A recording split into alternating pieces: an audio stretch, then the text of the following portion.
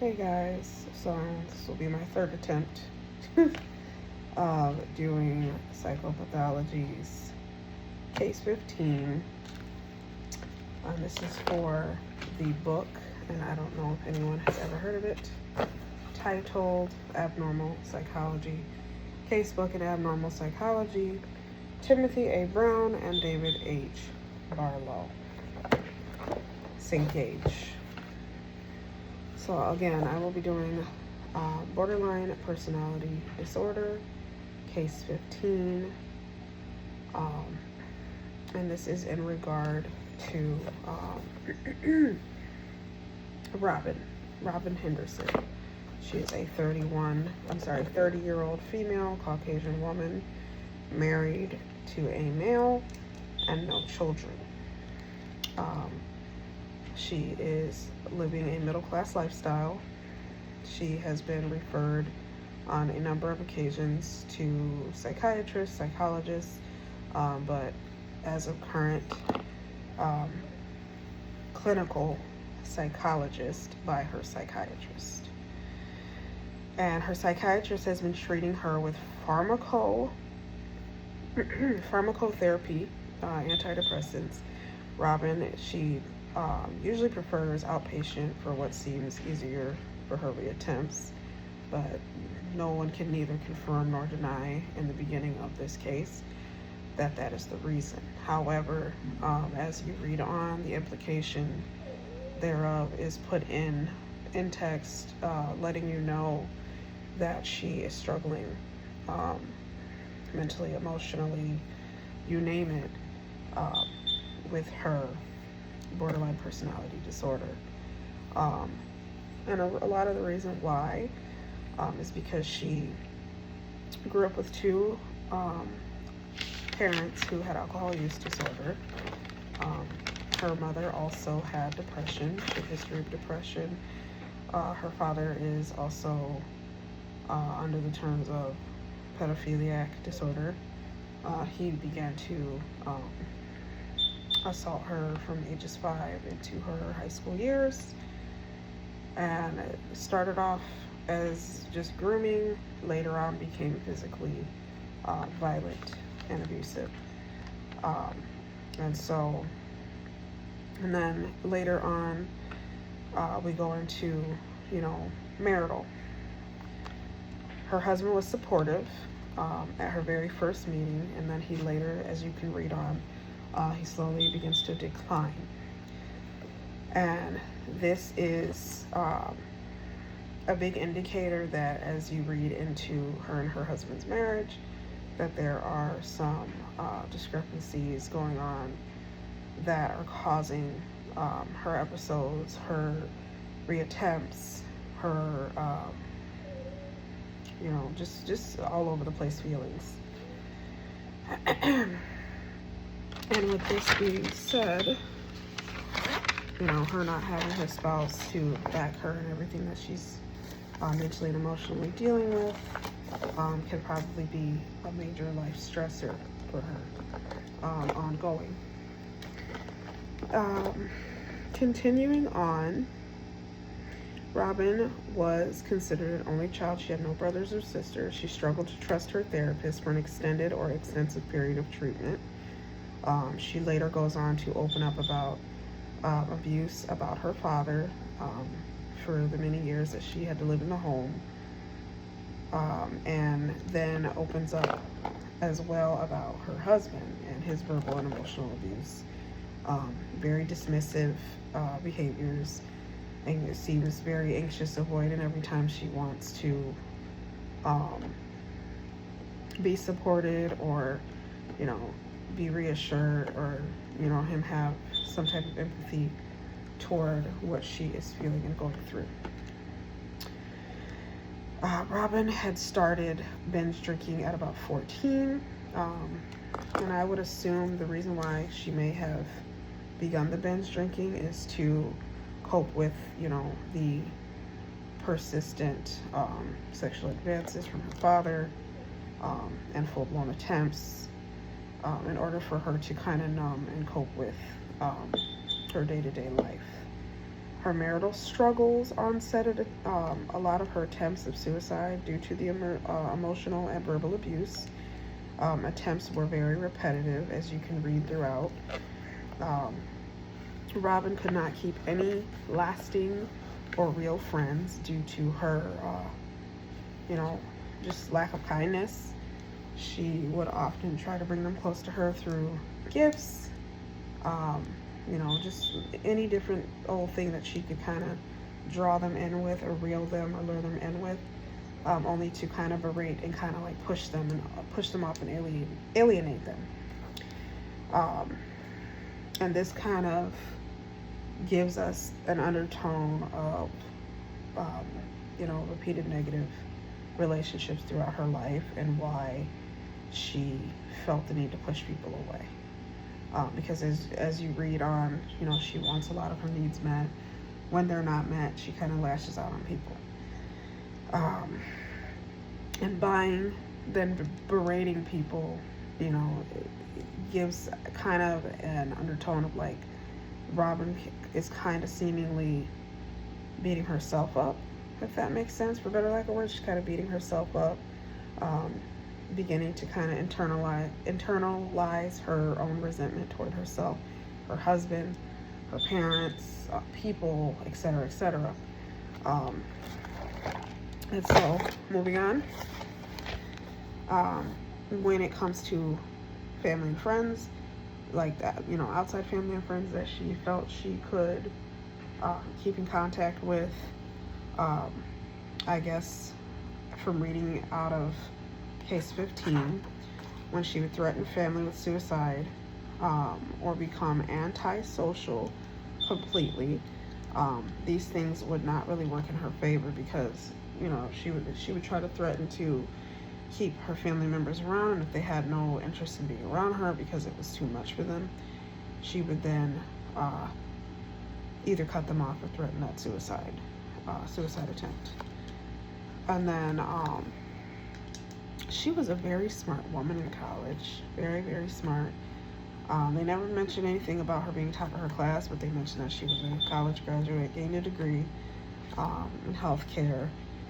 And that's what makes this case all the more sad, because although obtaining the degree, she still chose to remain, I guess you could say, subpar, or she tried to kind of like go under the radar academically and act unintelligent, in an attention-seeking kind of way, whether that were good or bad responses. She just wanted a response. And so that was very problematic too for her, because it was like, why are you doing that? Especially with the notion that you're such a bright woman, but there's that neediness in a lot of people who have bipolar personality, borderline personality disorder. They oftentimes can go from here to here, here to here. There's a lot of crying bouts, a lot of explosive anger, just not able to trust people, just being really unkind, trying to be nice, but then turn around and not being able to be kind, being impulsive, and we'll get into that again. And so her DSM-5 diagnoses were borderline personality disorder, principal diagnosis, major depressive disorder, which was recurrent as well as moderate, AUD, alcohol use disorder, which was mild, and bulimia nervosa in partial remission. And so BPD is having a pervasive pattern of instability of interpersonal relationships, self-image or emotions, impulsivity, frantic efforts to avoid real or imagined abandonment, a pattern of unstable and intense interpersonal relationships, etc. And a lot of times people don't know that that can be the case when you're dealing with someone with borderline personality disorder. There's a lot of things to kind of, highlight, I guess you could say, for better lack of words. But yeah, when highlighting those things, those significantly play a part. And then also, with these patterns of unstable and intense interpersonal relationships, categorized by alternating between extremes or of idealization and devaluation, identity disturbance, markedly and persistently unstable self-image and sense of self, impulsivity in at least two areas that are potentially self-damaging, spending, sex, substance abuse, reckless driving, binge eating,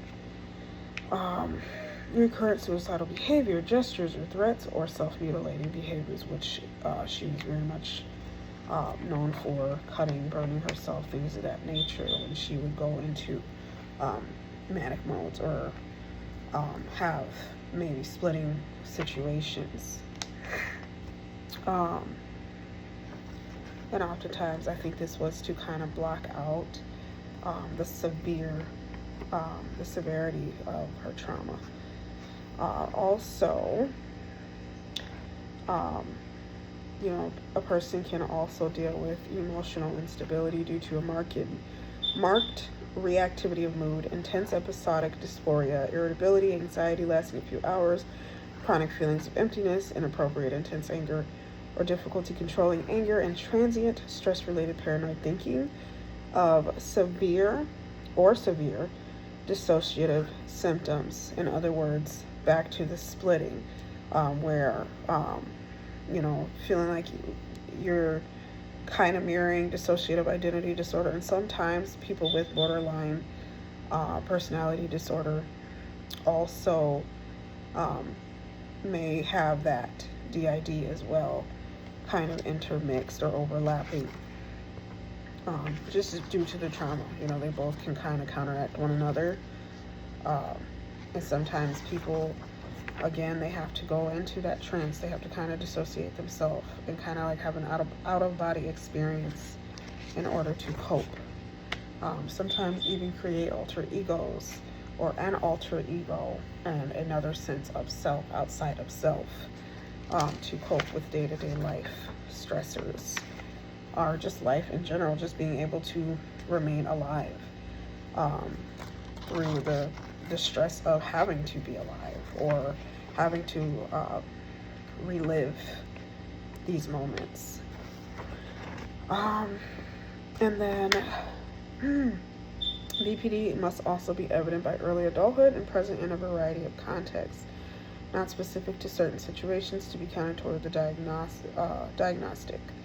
And so, with all that being said, a lot of those things have to be present in order for someone to be deemed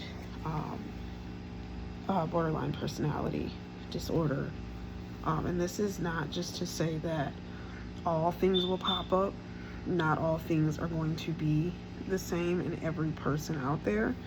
It's just an ideation of the things to look for in someone who is suffering with said disorder.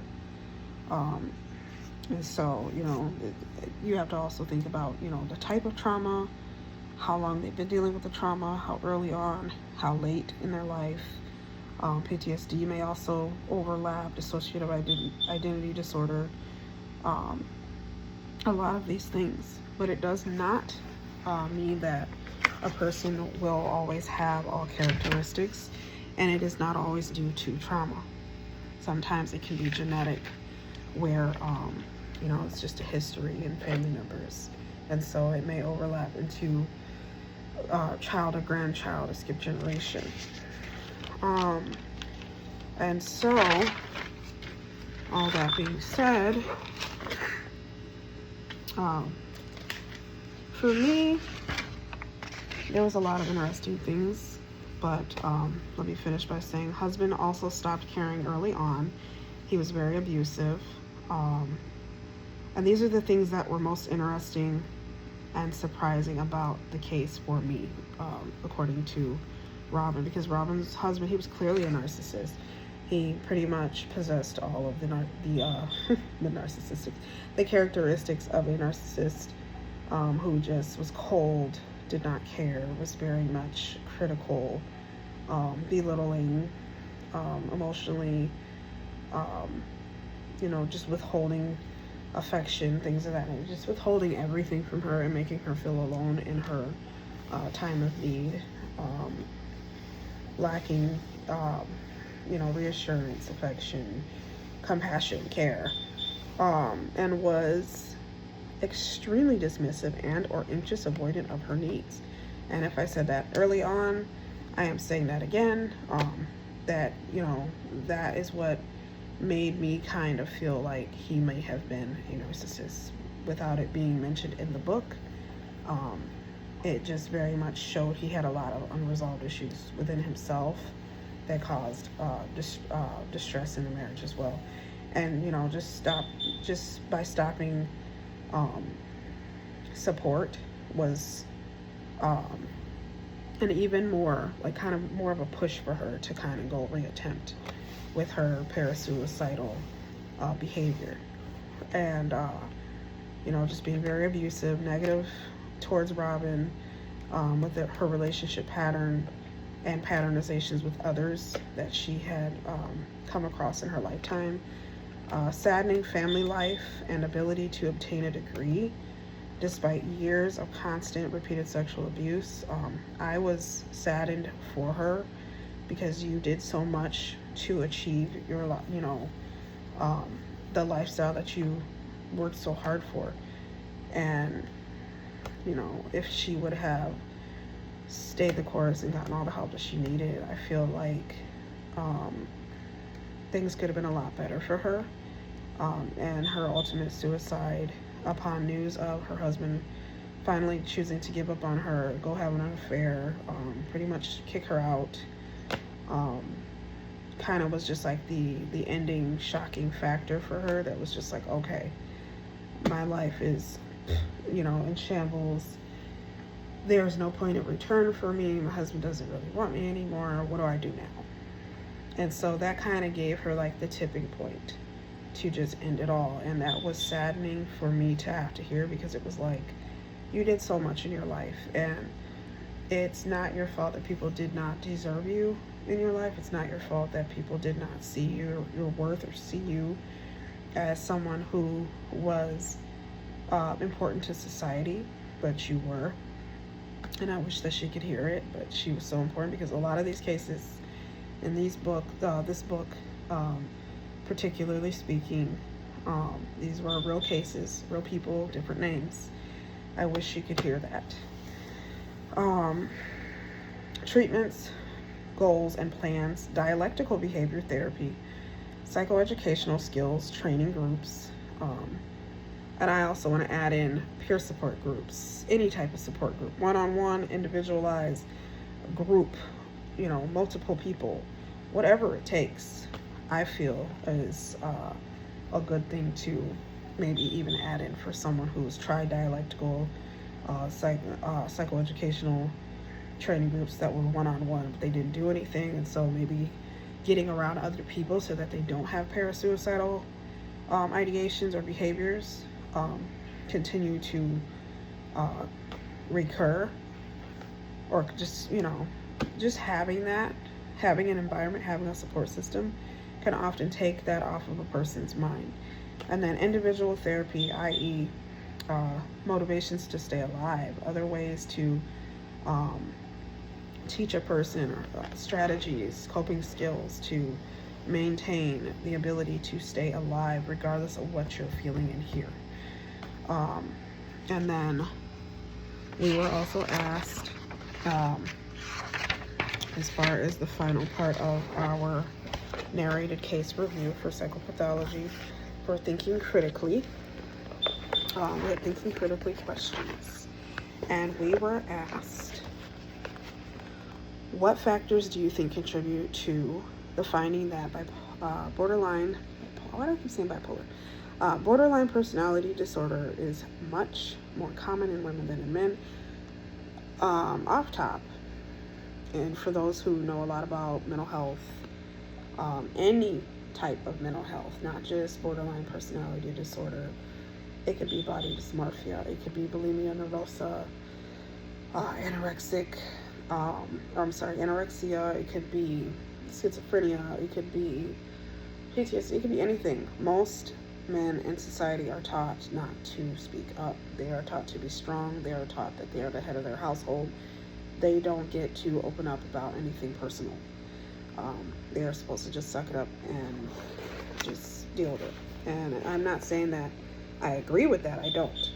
I am saying that that is how society has taught a lot of men to think, act, live, and so oftentimes a lot of research that we find in books, articles, newsletters, peer reviews, are 9 times out of 10 based on women. And I'm not saying they're all, but a lot of them are based off of women when it comes to a lot of these mental health disorders and things of that nature, especially things like schizophrenia, things like, suicide, because they just don't, boys and men, they don't, a lot of them don't like to talk about their feelings, and they're taught not to. So, a lot of, and it's not just about men, it's about environment too. It's about the type of environment you grew up in, and the type of family upbringing you had. Like, if your father was someone who talked about a lot of his issues, you may grow up to be that man that models that same thing. And if not, and grew up with toxic parents, and sometimes you don't grow up with toxic parents, sometimes you just grow up with really good parents that are supportive of you, but we just don't talk about our problems, we just keep going in the family. But yeah, that's definitely something that is very well known in society for many generations, and even into modern day. Borderline personality disorder number 2 is associated with an elevated suicide rate. What reasons do you believe account for the surprisingly high incidence of parasuicidal behaviors in these persons? What do you think are the best ways to respond to a person who displays suicidal gestures? Well, for one, with gestures, do not allow that person to feel like they cannot trust you with said information. However, when the time is right and it is safe to do so, please tell somebody, because it's better to save a life than to watch a life dissipate that you could have helped prevent from leaving this earth. Because everybody is worthy. Everybody is worth something. Everyone should be valued. They are not always, but everyone should be and deserve to be valued. And as far as association with elevated suicide rates, I do believe so, because of manic episodes. People often suffer with manic highs and lows of borderline personality disorder. They're not often seen in such light of having a mood disorder, but I feel like it kind of can be a personality and an intermixture of a mood disorder, if that makes sense, especially with all of the things that Miss Robin was, diagnosed with. She was dealing with major depressive disorder, alcohol use disorder, and oftentimes a lot of people who have borderline personality disorder, they will struggle with substance abuse, and things of that nature, to kind of cope with the ups and the downs and the highs, the lows, the sadness, the anger, the whatever, just to kind of cope and get through. And I believe that can account for the surprisingly high incidence of parasuicidal behaviors in these persons, because you just never know where they're going to be at today. They're going to be over here, they're going to be over there, and I don't mean physically, but I mean emotionally, for the most part. Number 3, what similarities do you see in the features and risk factors of borderline personality disorder and in the features and risk factors of dissociative identity disorder? Do you believe The similarities of these disorders are more prominent than their differences. Why or why not?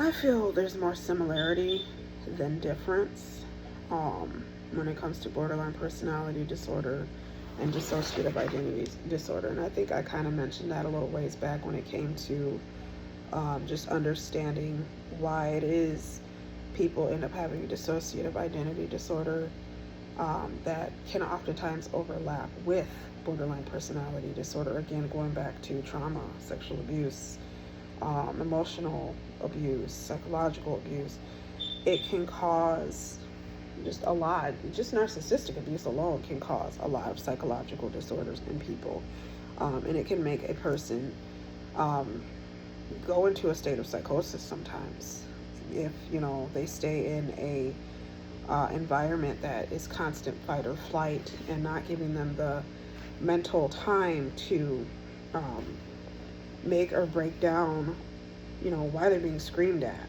giving me time to express myself, defend myself, and if you're not getting that, on a daily basis, you're always in a constant fight or flight, you're always, fighting for something, you're not going to come out of that stabilized. There's going to be some kind of instability over time, emotionally, biologically, physiologically, psychologically. You're going to be going through all types of things in your body, in your mind, in your heart, emotionally. Like it can cause you to deal with health decline, mental decline, body aches and pains. And so that's just it's not good. And oftentimes when you're constantly dealing with abuse or trauma of any kind, DID is one of those number one things that a lot of people have to kind of put their self into. They kind of have to go into a transitive state or transient state in order to cope mentally with their environment.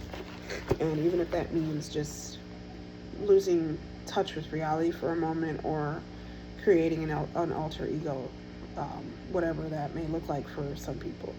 Number 4, do you think Robin's suicide could have been prevented? If so, how? Yes. Robin's suicide could have and should have been prevented. Robin meant so much to the ones that did consider her friends. Because as you know, when you read in the beginning, she did have friends. Those people did care about her, but once she was making them feel like they weren't cared for, they wanted to distance themselves. And I think because she had so little, ability to maintain proper communication and healthy relationships, she didn't really know how to be around people. She didn't know how to react to her environment. She didn't know how to love because she wasn't shown love. And you can't really blame people like Robin when, you're faced with the hand you're dealt, with the life, the childhood you're dealt with. You're going to grow up angry at the world, And I'm not saying everyone's going to have borderline personality disorder, but you're definitely not coming out of that without some scars, because that's something very, very, very hard on a person's mind, body, and soul. And that can be recurring for the rest of a person's life. And these are the types of cases where it takes a lifetime. Sometimes it's a lifetime of treatment, because some scars, yes, they heal, but a lot of times when we say we heal, sometimes we reopen our own wounds, if that makes sense. But with everything that she achieved, yes, I truly believe Robin should still be here today. She could have. And I believe if she could go back, she would have